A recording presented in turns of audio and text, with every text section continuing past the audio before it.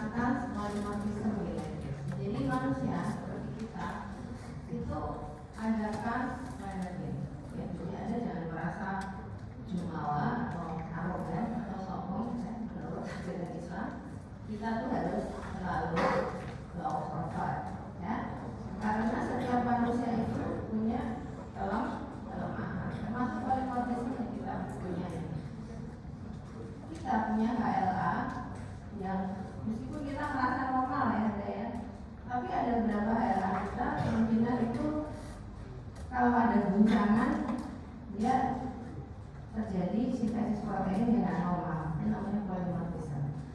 Dan itu diperparah dengan perkawinan dengan gen-gen yang senada ya, sehingga tidak bisa saling menutupi, sehingga terdapatlah kemungkinan Anda menurunkan kepada keturunan Anda sesuatu yang tidak normal ya. Meskipun ini ilmunya adalah masih ilmu langit ya, langit itu banyak peneliti genetik pun tidak bisa memastikan supaya mencegah PJJ gimana sih gitu ya, karena ini bukan seperti Mendelian thread, pewarisan yang jelek dari Mendel ya. Mendel kayak Down syndrome, hemofili, thalassemia itu sudah bisa dihitung ya. Tapi kalau ini nggak bisa dihitung ya, tapi ada kan seperti itu ya. Jadi ada polimorfisme. Jadi kalau ada lingkungan yang tidak menguntungkan atau jodoh kita yang kurang baik, bisa melahirkan anak yang kelainan jantung. Kemudian ada beberapa penelitian mengatakan ini berkaitan dengan lingkungan ya. Memang lingkungan jelas ya, karena kita juga ada namanya epigenetik ya. Epigenetik berarti gen itu dipengaruhi oleh epidemiologi, ya, dipengaruhi oleh lingkungan. Jadi gen kita secara pelan-pelan bisa berevolusi ke arah positif atau sebaliknya ke arah negatif ya. Maka itu kalau orang beriman, orang anak di sini ajaran dengan budaya, kita harus selalu berdoa sama Allah supaya keturunan kita tetap yang baik. Makanya kamu disuruh sholat, ada ayahnya disuruh puasa, nggak boleh marah-marah sama tetangga, boleh tegang pintu atau apa, takutnya gen hidupnya terpengaruh. Itu betapa kita tidak boleh merasa pintar atau merasa sudah top gitu ya. Nah ini penyakit ini sampai sini nggak memperdulikan mau kaya mau miskin, semua bisa punya anak PJJ. Cuma ada penelitian mengatakan di mana sih yang risiko PJJ? Oh yang ibunya terus merokok, ibunya minum alkohol, ya.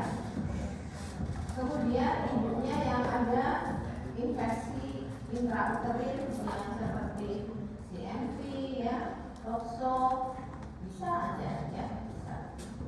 Dan kalau orang tua ini biasanya yang merokok, merokok minum alkohol, itu namanya bukan. Kemudian ada polutan, ini polutan juga tidak bisa kita kendalikan karena berkaitan dengan industri. Kemudian apa lagi? Macam-macam ya. Kemudian ada yang berkaitan langsung dengan sindrom ya. Memang anaknya belum sindrom ya, anaknya belum sindrom, punya kan untuk terjadi penyakit jantung bawaan, termasuk sindrom-sindrom yang lain. Kalau itu jelas ya. Ini adalah situasi saat kita di dalam perut ibu ya, waktu embryogenesis sudah selesai, bayinya sudah matur, usia mungkin sudah trimester 1, trimester 2 ya, sehingga ini sudah terbentuk. Jadi di perut ibu ini punya lubang-lubang ya. Jadi di sini ada di tingkat atrium ya, ini namanya tingkat atrium, ini namanya foramen ovalis ya. Kemudian ada di tingkat di sini ya, ductus arteriosus ya. Di sini ductus arteriosus ini waktu saat di kita dalam kandungan dia berfungsi sebagai suatu jembatan untuk mengalirkan darah dari ventrikel kanan ke aorta ya. Karena darah dari ibu ini, dari plasenta ibu akan masuk vena umbilikalis ya, darah bersih akan dialirkan ke jantung kanan dan dialirkan ke bagian kiri ya. Dialirkan ke bagian kiri ini nanti yang dari sini ya, dari bawah ini ya, nanti ini kan vena cava inferior ya, ke atrium kanan ya. Kemudian nanti dia melalui foramen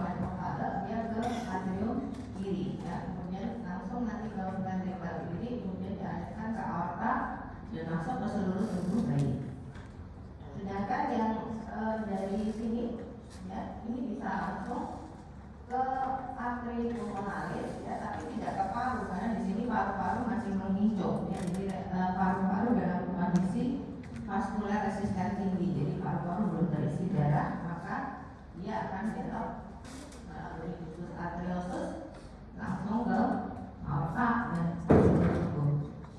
Kemudian darah kotor dari bayi, seluruh tubuh bayi akan dikembalikan ke plasenta melalui umbilical arteries ini ya, dan balik ke ibu dan soal.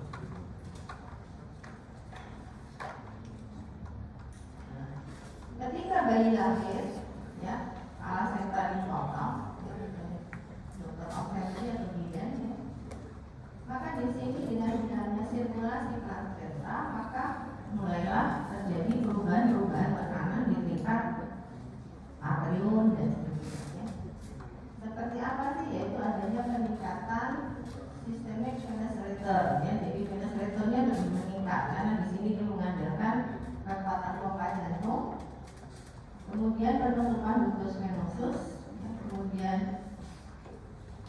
vaskular resisten di paru-paru berkurang sehingga darah dari trunkus pulmonalis ya, dulu kalau masih biologi namanya trunkus pulmonalis, setelah dia ini namanya arteri pulmonalis ya, ke kiri kanan langsung mengisi ke paru kanan dan kiri setelah tadi adanya penurunan resisten vaskular di tingkat paru-paru, sehingga paru-paru bisa terisi darah dari arteri pulmonalis kanan dan kiri. Itu cerita dari bayi baru lahir ya, waktu dipotong plasentanya. Kemudian terjadi peningkatan tekanan left atrium, penurunan tekanan RA ya, sininya turun, di sininya meningkat, di sininya turun, nanti sehingga nanti foramen oval akan dipaksa untuk menutup. Jadi foramen oval itu adalah anatominya Anda harus tahu, harus lihat di skematik ya. Foramen oval ini tidak seperti ini ya, tapi dia saling bersilangan ya.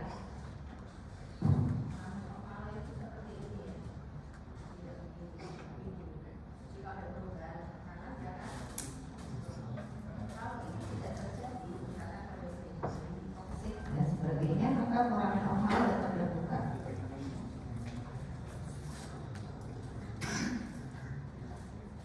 Ya, sehingga perusahaan foramen oval. Kemudian terjadilah peningkatan saturasi oksigen arterial. Jadi arteri dari si bayi benar-benar berasal dari darahnya sendiri, tidak mengandalkan darah dari ibu. Dan peningkatan saturasi oksigen arterial dengan tindakan resusitasi ya, atau tanpa resusitasi atau bayi menangis spontan. Apabila bayi menangis spontan, tekanan vaskular paru menurun, paru membuka, maka terjadilah peningkatan oksigenasi pada darah bayi dengan drastis ya, sehingga terjadilah penutupan ductus arteriosus ya. Itu terjadi dalam bentongan menit ya, bahkan detik ya, menit. Detik-menit. Jadi saat Amberstone kita hitung menit ke 5, 10 dan sebagainya, ini terjadi sempurna ya, itu pada bayi normal, sehingga foramen oval menutup, ductusnya menutup, normal sirkulasi, tidak ada irau lagi. Nah ini kapan ductus arteriosus tidak bisa menutup? Itu pada kasus-kasus kayak gini ya, prematur, bayi prematur, kadar prostaglandin dari plasenta masih tinggi, sehingga otot ductus pun kurang respon terhadap perubahan oksigen ya. Jadi terjadinya risiko-risiko penutupan ductus arteriosus itu terlambat sehingga masih terbuka ya. Itu dari bayi prematur. Kemudian dikatakan juga bagi hipoksik, jadi bayi-bayi yang lahir asfiksia, entah karena faktor paru atau dia menghisap pertumbuhan atau bagaimana, atau dia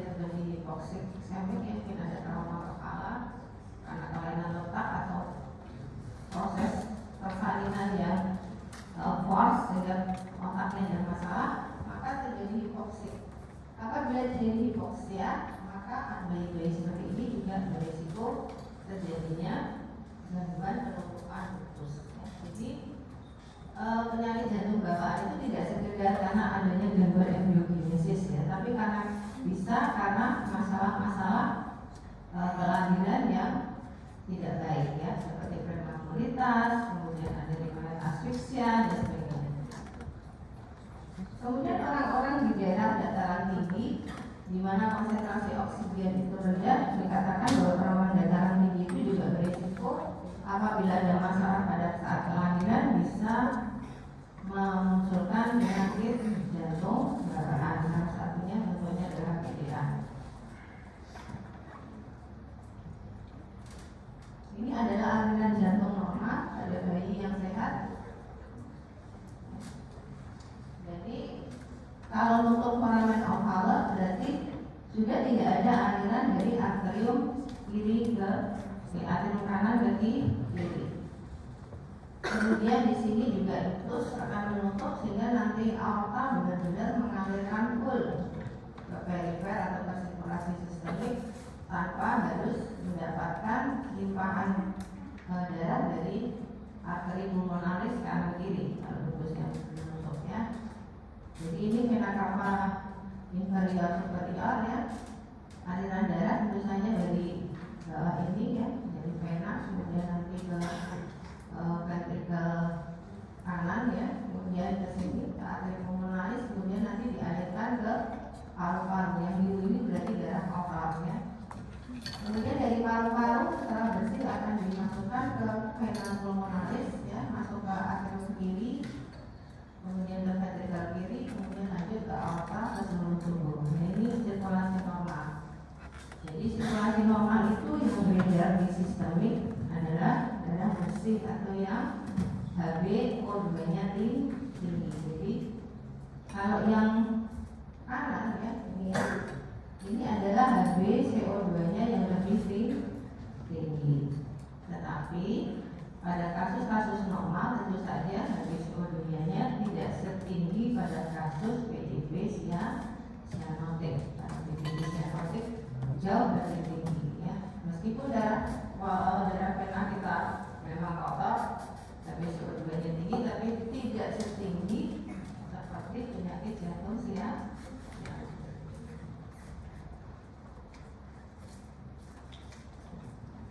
Kemudian apa yang dilakukan oleh sistematika dari SOAP penelitian diagnosis, tentu saja dari riwayat penyakit ya, kemudian pemeriksaan penunjang biasanya EKG orang, kemudian pemeriksaan untuk memastikan ada defek anatomi di mana adalah dengan ekokardiografi. Kemudian tahap 4 adalah kateterisasi jantung. Apabila sudah diputuskan akan melakukan tindakan intervensi apa yang akan dilakukan. Ini adalah salah satu contoh skenario ya. Misalkan anak umur 1 tahun dengan keluhan sering batuk ya, dan beberapa kali masuk rumah sakit dengan sesak napas ya.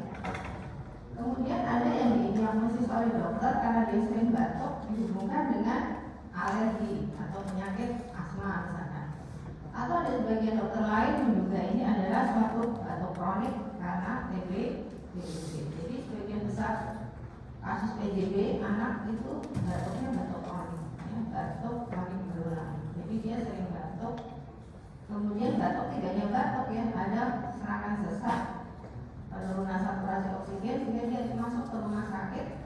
Dia mondok biasanya dengan diagnosis yang sering adalah bronchopneumonia. Kenapa demikian? Ya begitulah masih kita ikut saja yang saya ya. Kemudian ini saya kasih ilustrasi berat badannya cuma 7,5 kilo, padahal berat badan lahirnya 3 kilo.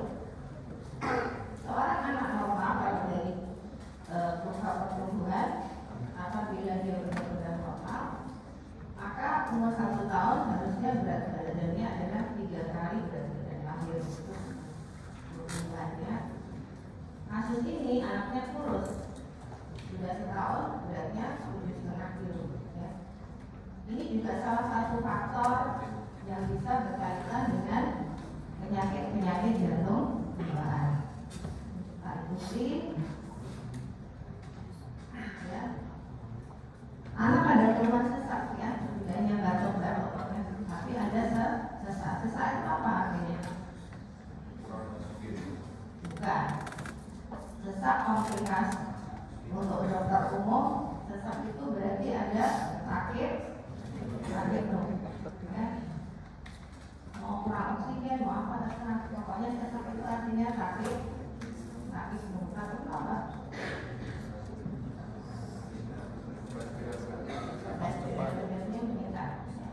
Kalau di anak Anda harus berdasarkan NTBS. Ya, di sini terkait sakit, seorang anak 0 sampai 2 bulan kakaknya tidak boleh lebih dari 60 kali. Ya, 2 bulan sampai 1 tahun tidak boleh lebih dari 40 kali. 1 tahun sampai 5 tahun tidak boleh lebih dari 40 kali. Di atas 5 tahun tidak boleh lebih dari 30 kali. Itu bisa di searching di NTBS. Anak itu sesak, berarti nafasnya cepat. Ya, orang tua biasanya ngomongin nafasnya pendek-pendek. Atau orang tua mengatakan waktu nafas anak ini bergerak. Ya.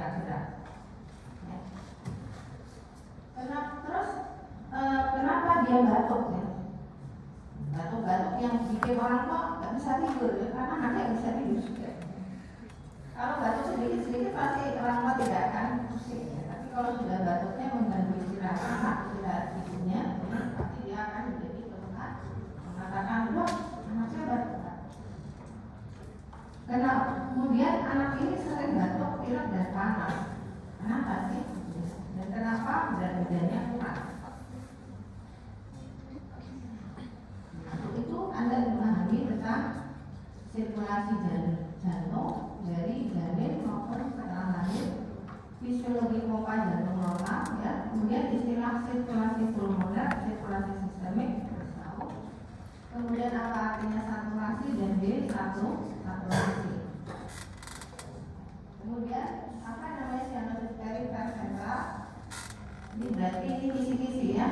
Kemudian fungsi pompa jantung yang normal gimana sih? Dan mekanisme kompensasi jantung apa sih itu? Kemudian apa lagi? Kita bedakan apakah asianotik dan sianotik. Jadi dengan keluhan sesak itu nafas cepat. Sesak pada bayi bisa berupa nafas cepat, ya, atau ada kesulitan menetes. Kesulitan menetes itu karena aktivitas bayi itu adalah menangis dan menetes. Jadi kalau dia ada gangguan sesak, ya, nafasnya cepat, kira-kira menetesnya macam apa? Dia akan cepat nafas, ya, lepas, ya, lepas lagi, cepat, itu namanya sering terputus.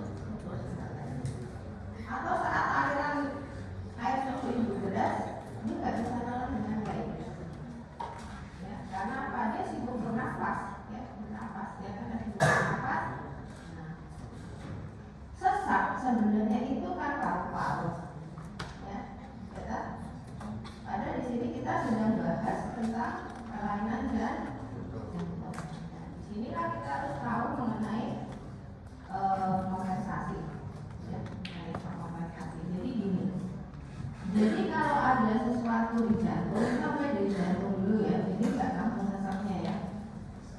Apabila jantung ada masalah, ada kebocoran, atau alirannya tidak beres, ya, itu nanti akan mengganggu. Pertama adalah kardiak output, ya. Jadi yang dipompa itu pasti tidak optimal, ya. Karena yang dipompa tidak optimal, maka kebutuhan oksigen jaringan kurang, ya. Dengan kebutuhan oksigen kurang, maka jantung dan paru itu hubungannya mesra sekali, ya. Tidak bisa dipisahkan. Kalau ada sesuatu di paru, jantung pasti berubah. Kalau ada sesuatu di jantung, paru berubah, gitu ya. Karena jantungnya ada sesuatu, kardiak output tidak mencukupi, terjadi hipoksemia jaringan, maka akan mengundang pusat otonom di susunan saraf pusat di batang otak. Ya. Apa yang dilakukan pusat otonom batang otak adalah menyuruh meningkatkan respirasi. Ya, gampang kan? Nah, dengan adanya respirasi meningkat ini, kenapa anak ini terlihat sesak? Kemudian kira-kira gimana dok denyut jantungnya? Heart rate-nya gimana? Meningkat. Dan kompensasi itu berarti ya, meningkatnya frekuensi jantung itu adalah kompensasi untuk meningkatkan kardiak output. Jadi pasti juga heart rate-nya juga meningkat ya, sehingga semuanya meningkat, respirasi rate juga meningkat. Itu yang kenapa dia sesak ya, sesaknya karena ada kompensasi dari otonom ya, akibat dari sesuatu di jantung kita beres. Kalau kita ngomong jantung, ingat aja lah, pokoknya jantung bermasalah, biasanya kardiak outputnya juga bermasalah. Kalau kardiak output bermasalah, pasti akan memerintahkanlah sistem lain, yaitu paru-paru. Ya. Dengan adanya sesak napas ini nanti akan menyebabkan anak ini sering berhenti saat minum. Ya, karena capek ya. Dia sibuk energinya untuk denyut jantung. Ya, denyut jantung perlu energi nggak? Perlu ya, rasanya perlu energi. Sehingga dia juga harus berhenti dulu. Tenaga untuk minumnya disimpan dulu untuk memberikan oksigen pada jantungnya. Ya, makanya pakai istirahat. Ya. Kemudian nanti netek lagi. Nah, itu namanya kudus ya. Atau yang tersedak, itu dapat aliran banyak dari air asli. Dia tersedak ya, batuk-batuk karena kemampuan menelannya kurang baik ya, tetap capek. Jadi kegiatan minum pada bayi itu adalah kegiatan yang sangat effort sekali ya, perlu tenaga energi ya, sehingga kalau kita melihat kelelahan bayi maka adalah pada masalah menetes, termasuk menangis ya. Anak-anak seperti ini kalau semakin berat maka tangisan bayinya juga tidak akan sekuat seperti anak normal ya. Jadi kemudian Anda sudah tahu ya, jadi bubaran jantungnya pasti cepat, badannya meningkat, dia ada kelelahan kalau terjadi masalah menetes. Tapi kalau nanti defek jantungnya mungkin lebih ringan ya, mungkin terasanya setelah masa perkembangan ya, mungkin pada saat dia mulai belajar duduk, merangkak, jalan dan lari. Ada yang ringan ya, ringan itu nanti setelah umur berapa tahun baru ketahuan. Kalau hari dia cepat pucat lah, cepat capek lah, badannya lebih nggak baik-baik saja ya, ada yang ya. Jadi tidak selalu terefleksi sejak lahir, tergantung berat ringannya. Maka bisa dimengerti apabila terjadi hambatan aktivitas serta lelah. Kemudian kenapa terjadi pneumonia berulang? Ini kaitannya tadi Anda harus tahu sirkulasi jantung. Ya, jadi nanti pneumonia berulang kaitannya adalah dari hipertensi pulmoner ya. Banyaknya aliran darah yang masuk ke paru-paru akibat gagal jantung ya, gagal jantung kanan maupun kiri. Kemudian gambar tubuh kurang jelas karena ini ada suatu effort untuk menghabiskan energi untuk jantung sehingga pertumbuhan pasti akan terhambat. Kemudian ada akibat-akibat lain. Ini kalau yang cyanotic ya, yang tipe cyanotic. Kalau yang tipe cyanotic nanti adalah cyanosis di bibir ya, misalnya ya. Tapi kalau berat lagi gimana? Ada namanya istilah posisi squatting atau bila lelah berjongkok. Ini untuk anak-anak yang cyanotic. Kalau yang cyanotic enggak ya. Kemudian ada serangan yang berbahaya spell hipoksik pada kasus-kasus PJB cyanotic.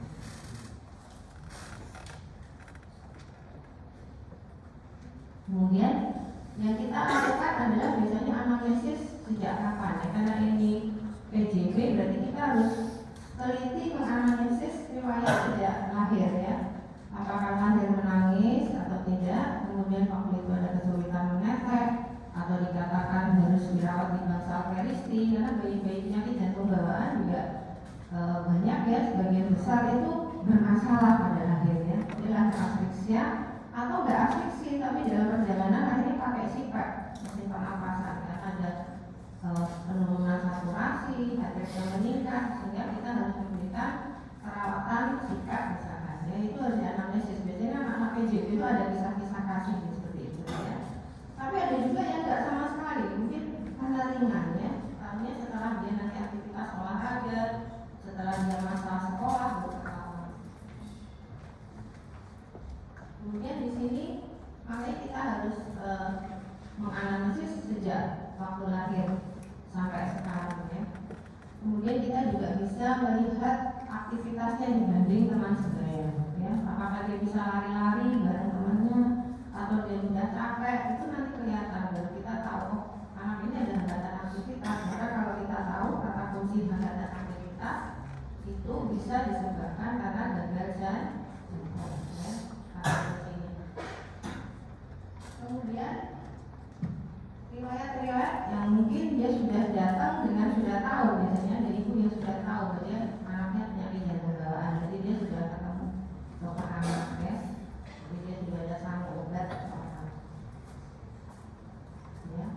Sekarang sebelum supaya Anda lebih tahu kenapa harus anamnesis ini dengan anamnesis itu ya, ini dan itu, maka kita harus tahu prinsip mengenai gagal jantung ya. Berdasarkan keluhan maupun pemeriksaan fisik dan berdasarkan symptom and sign. Gagal jantung kiri biasanya tandanya adalah kaki penuh, sesak, sering batuk ya pada posisi berbaring ya. Biasanya saat istirahat malam hari, ini berkaitan dengan ortopnu ya. Kemudian gagal jantung kanan biasanya spesifikasi adalah edema ya, atau hepatomegali dengan peragaan lunak tepi tumpul. Kemudian pneumonia berulang. Ini kalau ada pneumonia berulang, kita curiga ada viral dari kiri ke kanan atau tipe yang cyanotic A, cyanotic ya, di mana aliran darah ke paru-paru yang berlebihan, sehingga kita curiga penyakit jantung bawaan. Jadi kalau pasien pneumonia ini berkaitan dengan hipertensi pulmoner, biasanya ada aliran yang banjir ya ke arah kanan, tidak akan dilarikan ke paru, sehingga paru lebih hidup ya, lebih basah gitu ya.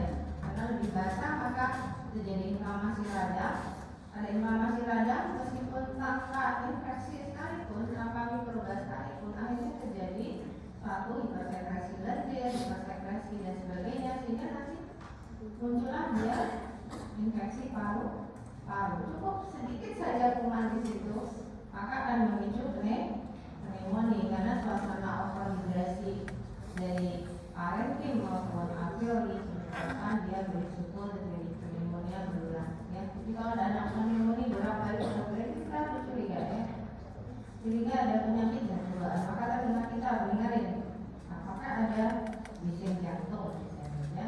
Dan di sini kata kunci bising pada PJB adalah untuk menemukan bising jantung ya.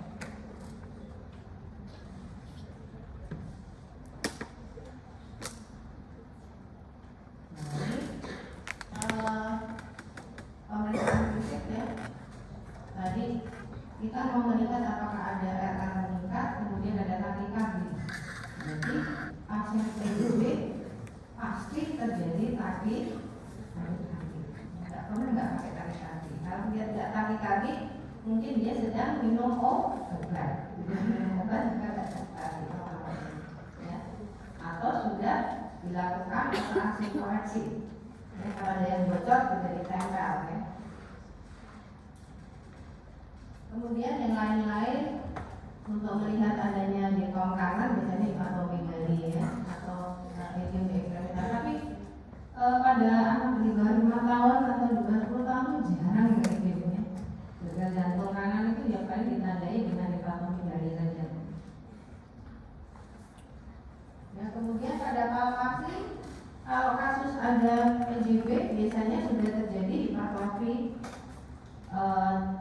ventrikel kanan maupun kiri, ya, atau salah satu ventrikel kiri saja, ya, sehingga akan terjadi iktus yang kuat angkat karena apanya sudah hipertrofi, ya. Jadi kalau dia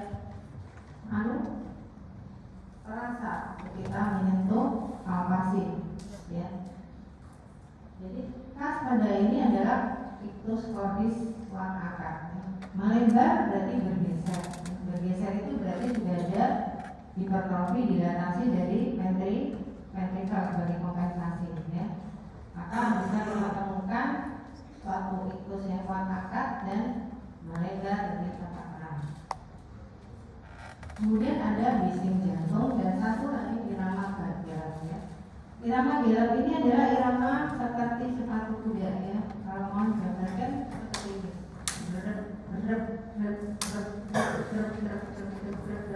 ya. Jadi kan kalau bunyi jantung normal kan ini kan itu berarti pasiennya sedang sangat hati-hati dan biasanya kita sudah tes sebagai gagal jantung. Kemudian posisi ortopnu. Ortopnu itu berarti semakin jantung dijauhkan dari gravitasi bumi, semakin lebih enak. Maka orang-orang seperti ini akan lebih senang kalau posisinya setengah duduk. Ortopnu itu menahan kursi sambil bernapas, ya. Kalau terbalik dia lebih sesak, tapi waktu dia jantungnya dijauhkan dari pusat bumi dia lebih enak. Itu adalah kata kunci untuk gagal jantung. Jadi dia lebih enak waktu posisi setengah duduk, ya. Beda dengan orang asma. Orang asma, tapi kalau asmanya sudah PPOK enak pakai duduk. Tapi kalau asma bayi mau duduk mau dari namanya sesaknya, karena masalahnya adalah bronchokonstriksi. Tapi kalau sudah info ke jantung sama suka. Kemudian ada istilah posisi squatting ini untuk yang PJB cyanotic, ya. Jadi PJB cyanotic itu punya cerita panjang, ya. Jadi orang-orang yang dengan saturasi oksigennya sangat rendah atau HbCO2-nya tinggi, biasanya pillow adalah suatu lubang yang menyebabkan darah kotor dari kanan ke kiri, ya. Sehingga nanti yang adalah di aorta adalah darah kotor, ya. Darah kotor ini menyebabkan apa? Hipoksemia, ya. Ada anak-anak PJB cyanotic itu dia punya kadar baik-baik saja lah intinya, ya. Kalau di atas 85% dia masih baik-baik, ya. 85%, 90% itu masih baik, ya. Tapi kalau dia kadar HbCO2-nya terlalu tinggi sampai nanti SaO2-nya itu nanti tinggal 60-40%, maka itu adalah dia sudah sangat mau setengah mati karena hampir sel-selnya mengalami asidosis lakas, ya, karena anaerob, ya. Sehingga apa yang terjadi? Maka dia akan berusaha menahan banjir aliran darah dari aliran vena, ya. Aliran vena akan ditahan supaya tidak membanjiri jantung kanan, ya, sehingga tidak banyak nanti yang mengalir lagi ke kiri. Dengan cara apa? Dengan posisi squatting atau posisi dengan jongkok, mendekatkan lutut ke sini. Itu adalah kompensasi dia jongkok, ya, untuk supaya mengurangi hipoksemia. Begitu berkat ini ciptaan Allah Subhanahu wa Ta'ala untuk orang PJB cyanotic bertahan hidup. Kalau itu bayinya belum bisa jalan, biasanya dia waktu nangis dia akan menepuk kakinya menuju ke dada. Itu adalah untuk mengurangi hipoksemia dia. Ini saya singgung dulu karena tadi supaya tidak terpacu pada slide saya. Kita tinggal dulu, ya. Ini yang hafalan nanti diajar oleh dokter radiologi, ya. Namanya cardiac silhouette untuk melihat CTR biasanya, ya, untuk proporsi apakah ada kardiomegali atau tidak. Saya skripsinya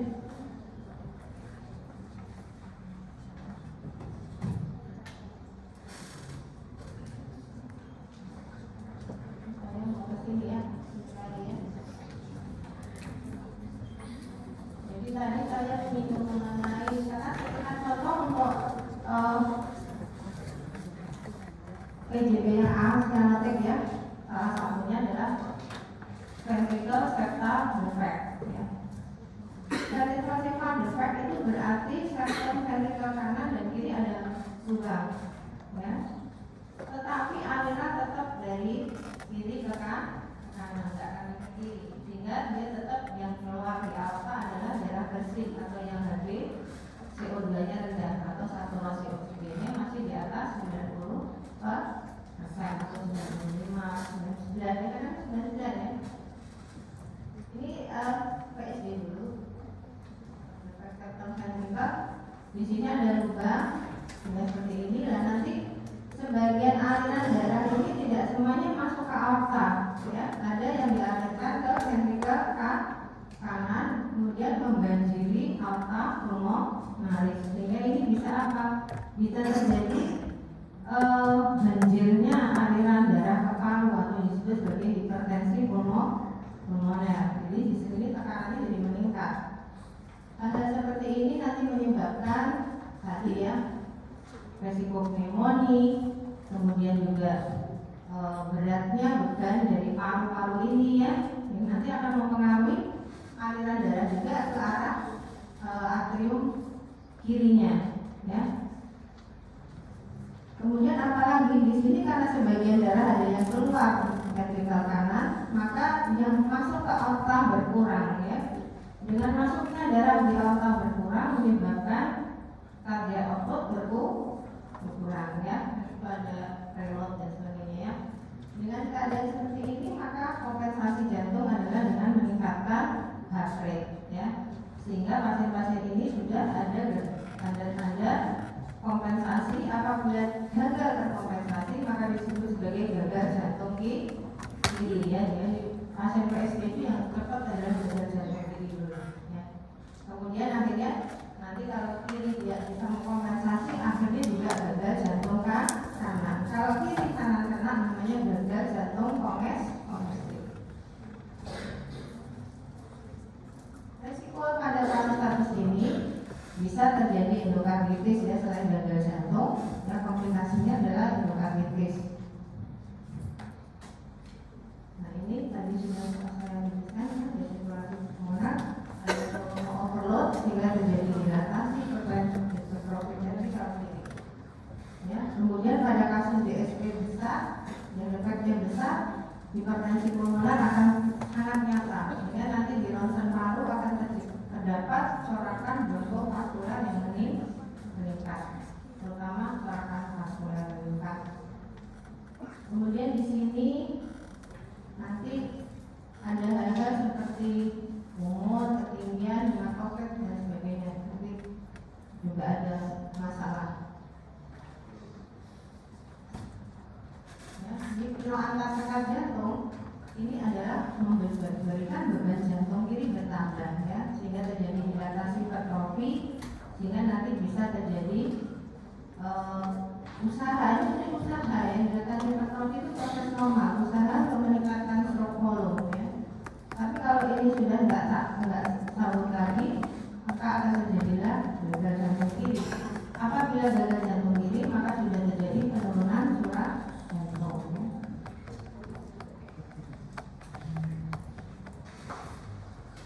Iya, untuk aterosis persisten ceritanya sama aja ya. Jadi adanya suatu ductus di sini. Nanti akhirnya sebagian darah aorta akan dimasukkan ke arteri pulmonaris. Ini juga akan tidak bagus pada arteri pulmonaris, terjadi peningkatan tekanan dan aliran sehingga terjadi hipertensi pulmoner, sehingga paru-paru lebih basah, dan juga ada risiko kemudian terjadi pneumonia. Kemudian cardiac output juga berkurang karena sebagian darah tidak dimasuk semuanya ke aorta, sehingga nanti ada proses kompensasi untuk meningkatkan frekuensi jantung sehingga tetap bisa terjadi gagal jantung kiri.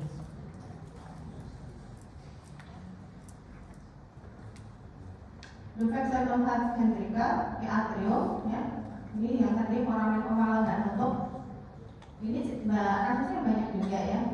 Biasanya sama ya, komplikasinya gagal jantung. Jadi penyakit jantung asianotik yaitu ASD, PSD itu biasanya sering gagal jantung. Jadi takikardi, sesak nafas, ada kesulitan menetes, cepat lelah, itu adalah hambatan dari gagal jantung ya.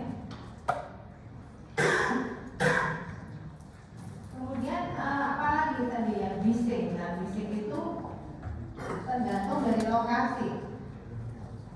Misalkan pada PSD, bisingnya biasanya bising historik ya. Di LS kiri ya, ini tergantung dari lokasi. Biasanya kalau PSD itu agak ke bawah ya, SCC 34 ya. Kalau ini Anda bisa lihat di gambar awal tadi. Nah ini ya, ini untuk NTI lokasi-lokasi, tapi biasanya di PSD biasanya di sini ya, bisingnya ya, linear sternalis kiri ya. Kemudian kalau ASD agak ke atas ini ya, di SCC 12 di kanan atau di kiri ya. Kemudian kalau gabungan dari itu ya bisa sulit ya. Tapi kalau lupus amnilosis persisten biasanya di sini ya, karena lupus amnilosis kan di atas ya. Jadi di atas biasanya di SCC 12 TPS kiri ya. Biasanya dijalankannya ke sepanjang kapitula atau sepanjang arteriosus itu pas pada lupus amnilosis ya. Tapi untuk PSD ASD biasanya hanya dijalankan sekitar sinaida prekordial sepanjang permukaan jantung dengan tempo maksimum atau paling jelas terdengar biasanya untuk PSD agak ke bawah ya, SCC 34, kalau yang ASD agak ke atas ya. Kalau jenis bisingnya diapalin aja nggak apa-apa sih. Jenisnya ya, ini adalah bising historik, khususnya yang besar ya. Kemudian yang ASD ini yang agak sulit ya, injeksi sistolik ya, seperti tetralogi falo ya. Jadi ada pada saat pengisian sistolik itu terdengar, jadi seperti tetralogi falo ya. Tapi tetap bisingnya sistolik ya. Terus untuk ini PDA ringkas adalah bising kontinu ya, kontinu di TPS SD 12 dijalankan ke subkapitula atau ke daerah arteri aortis ya. Jadi bisingnya biasanya itu bisingnya tidak suaranya nggak indah, suaranya seperti mesin ya. Kadang-kadang mau aksen dari nomor ya. Ini jenis-jenis bisingnya ya. Bising kontinu itu berarti terus gitu ya, bisingnya gaduh. Jadi bising kalau secara umum itu kalau jantung normal kan detiknya ada gitu ya, tergantung nanti lokasinya. Jadi tidak gitu ya. Nanti kalau lihat itu bisingnya sistolik atau diastolik udah ketok gini. Kalau sesuai ketukan biasanya itu bising sistolik, tapi kalau kita angkat biasanya itu bising diastolik ya. Itu tergantung dari kecintaan pada ilmu kardiologis ya. Karena nggak semua dokter anak juga bisa suka ini. Ini sekarang saya ke jantung sianotik ya. Penyakit jantung sianotik ini harus Anda tahu adalah tetralogi falo, karena ini sering keluar di UKM ya. Ujian nanti oleh dokter UKM. Tetralogi falo ini adalah contoh klasik dari penyakit jantung sianotik ya. Apa yang terjadi pada saat embryogenesis? Anak-anak yang tidak beruntung ini dia punya banyak kelainan di dalam jantungnya ini ya. Dimana apa sih terjadi apa? Yaitu adanya viral PSD ya. Kemudian ditambah dengan adanya pembesaran atau hipertrofi dari ventrikel kanan dan kiri, ya, terutama RPH ya, terutama RPH di kanan. Kemudian ada aorta yang nggak beres ya, dia mengangkangi septum ini. Harusnya kan dia di sebelah kiri aja, dia melebar ke kanan. Ya. Kemudian ada penyempitan penebalan pada anulus di sini ya, di turkus pulmonaris itu anulus bawahnya menebal. Jadi itu bukan karena mekanisme kompensasi, tapi kelainan embriogenesis ya. Di sini terjadi apa? Terjadi kekacauan nanti ya. Nanti darah yang dari ventrikel jantung kanan itu lari ke kiri, sehingga akibatnya adalah yang beredar di daerah ventrikel kiri ini menyebabkan darah kotor ya. Jadi ini yang bergerak di sini adalah bercampurnya darah bersih dengan darah kotor. Kalau yang tadi enggak ya, kan hanya yang kiri kanan. Jadi mengalir tetap darah yang CO2-nya rendah. Tapi kalau ini enggak, yang mengalir CO2-nya rendah, yang tadi CO2-nya tertinggi. CO2-nya ini tinggi ya, yang ini mengalir CO2-nya tinggi. Yang ASD tadi kan CO2-nya rendah. Ya. Tapi kalau ini enggak, yang mengalir dengan CO2 yang lebih tinggi. Maka kalau di pulse oximetri dia ada penurunan kadar oksigen. Ya. Maka dikatakan anaknya di sini biasanya biru, ya, mulutnya bibir, bibirnya sianosis. Kemudian kalau dia sudah usianya tua, mulai terjadi kebiruan di ujung-ujung kuku. Ya, kita sudah lihat kalau sampai sudah besar itu bisa terjadi kelainan, ya, jadi tabu. Ya. Tapi biasanya awal-awal ada biru aja. Nah ini anaknya seperti ini karena yang mengalir ini adalah ada sang atau aliran kilo dari kanan ke kiri, ya. Maka yang mengalir di aorta adalah darah kotor atau saturasi oksigen rendah atau CO2 tinggi. Kemudian yang balik ke sini tetap darah kotor. Nah ini ada masalah untuk membersihkan CO2 dari ventrikel kanan karena adanya pulmonal stenosis. Adanya pulmonal stenosis di pangkal arteri pulmonalis ini menyebabkan aliran darah ke paru terganggu, sehingga akan menyebabkan darah yang masuk ke ventrikel kiri pun masih kotor, gitu ya. Sehingga di sini kebalikan dari PDP cyanotic tadi, cyanotic tadi sudah bisa terjadi hipertensi pulmoner. Kalau ini malah sebaliknya dari hipertensi pulmoner karena aliran ke parunya sangat sedikit. Bahkan dikatakan bahwa pada kasus tetologi paru berat dengan pulmonal stenosis berat bisa terjadi pletora. Pletora itu nggak ada corakan vaskuler, ya. Vaskulernya sangat minimal, kurang dari sepertiga yang ditorak, sehingga dikatakan pletora atau seperti enggak ada cabang-cabang vaskuler, ya.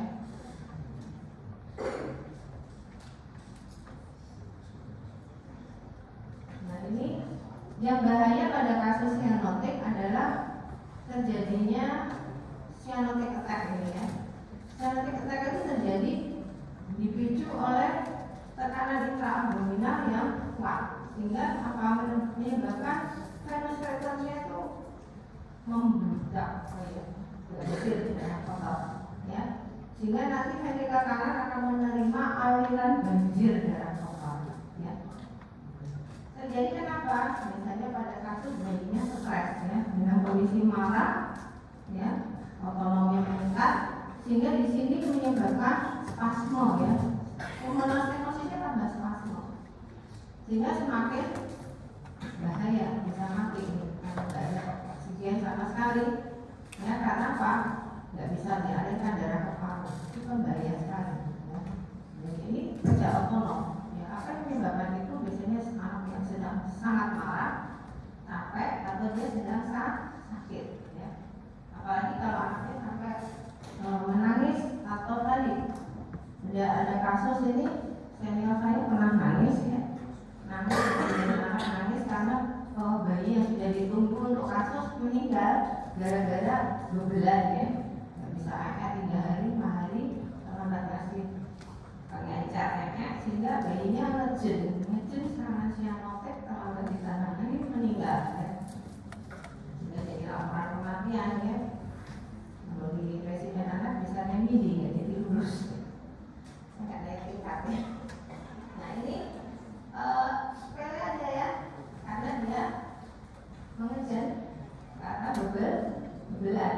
Jadi menyebabkan tekanan intraabdomen meningkat sehingga menyebabkan venous return-nya terjadi overhair, namanya banjir darah otot ya.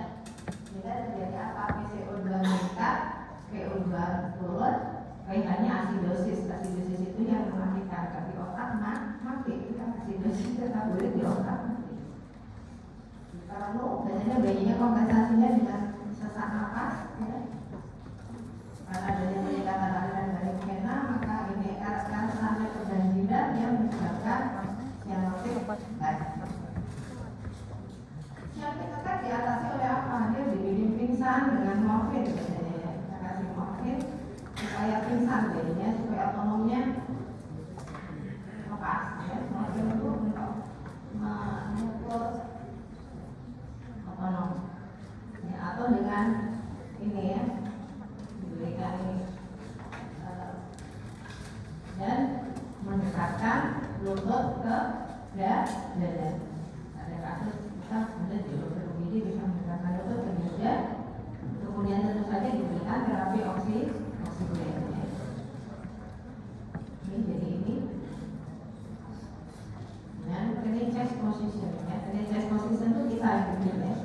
Kalau dia kan duduk sendiri sportif, kalau dokter yang bikin akhirnya punya chest position. Jadi kita dekatkan lututnya ke dada, kemudian sini kepala dan dirinya sedikit ya, kita agak takut juga. Nah, darinya pada tugas itu pertolongan pertama, kemudian memang harus diberikan preparat morfin.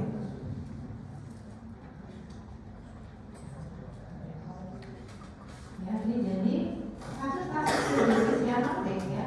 Anak-anak PJB sianotik yang bertahan hidup, dia terjadi kompensasi karena CO2-nya sangat tinggi, maka bone marrow akan dirangsang untuk membentuk eritrosit yang banyak ya. Sehingga pada kasus PJB sianotik yang bertahan hidup itu biasanya eritrositnya di atas 3 juta ya.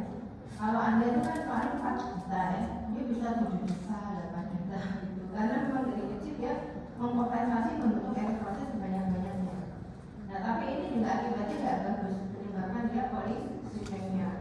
Polisitemia ini menyebabkan agregasi eritrosit jadi lebih tinggi sehingga dia bisa terjadi trombosis gitu ya.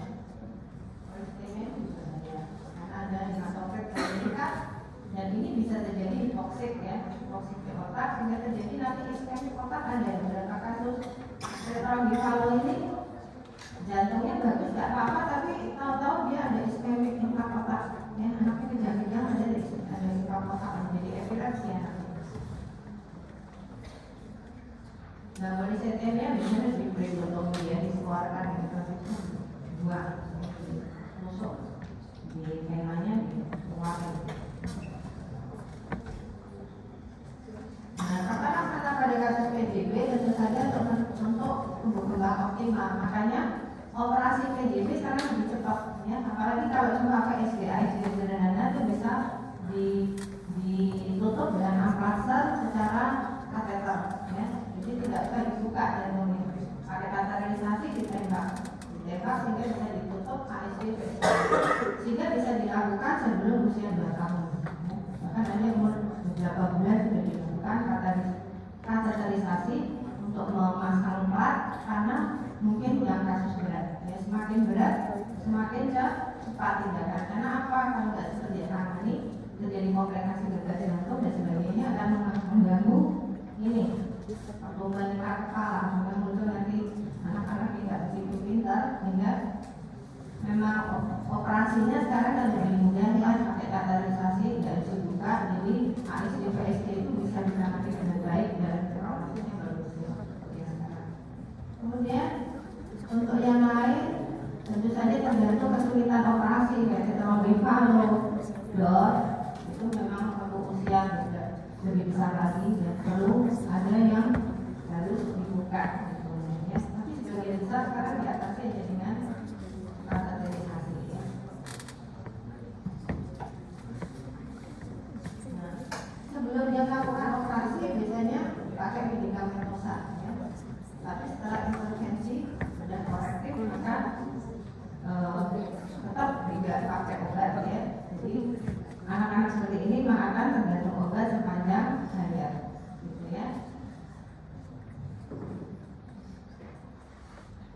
ini adalah hanya diagnosis saja ya, yang diagnosis kisi-kisi aja ya. Aliran darah meningkat biasanya pada hipertrofi vertikal kanan, ini kiri dan kanan seperti ini dan ya. Ini keluhan penyakit-penyakit lainnya seperti ada koak, osteoarthritis ya, ini juga, tapi jarang ya. Kamu kalau bingung nggak usah pusing ya. Kalau mitral regurgitasi ini biasanya pada kasus-kasus penyakit jantung reumatik ya. Ini juga rasanya ya, ya kawan-kawan saja. Kira itu saja pertanyaan.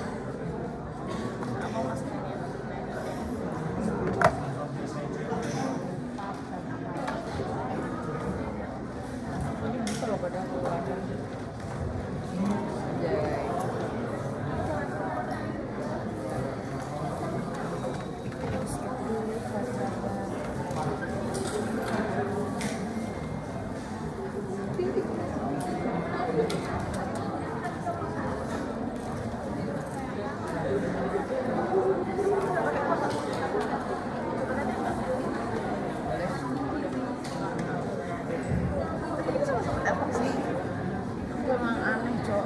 Siapa tahu.